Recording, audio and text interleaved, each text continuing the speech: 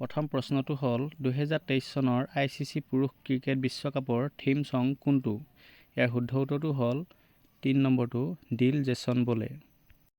ইয়াৰ পিছৰ প্ৰশ্নটো হ'ল 2023 ICC পুৰুষ বিশ্বকাপ ক্ৰিকেটৰ প্ৰথমখন খেল কাৰ কাৰ মাজত হৈছিল?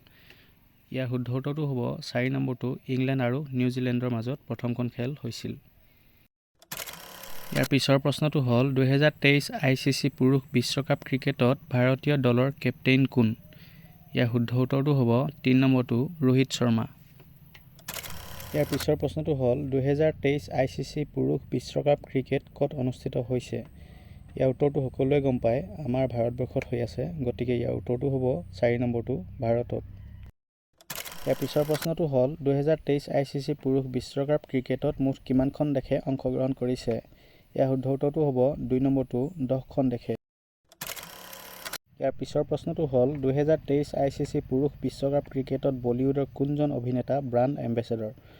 ইয়াৰ শুদ্ধটো হ'ব 3 নম্বৰটো শ্বাহৰুখ খান। ইয়াৰ পিছৰ প্ৰশ্নটো হ'ল 2027 চনত ICC পুৰুষ বিশ্বকাপ ক্ৰিকেট ক'ত অনুষ্ঠিত কৰা হ'ব? ইয়াৰ শুদ্ধ উত্তৰটো হ'ব 4 নম্বৰটো ওপৰৰ আটাইকেইটা শুদ্ধ। 2027 চনত দক্ষিণ আফ্ৰিকা, জিম্বাবুৱে, নামিবিয়া এই তিনিখন দেশে যুটীয়াভাৱে আয়োজন কৰিছে।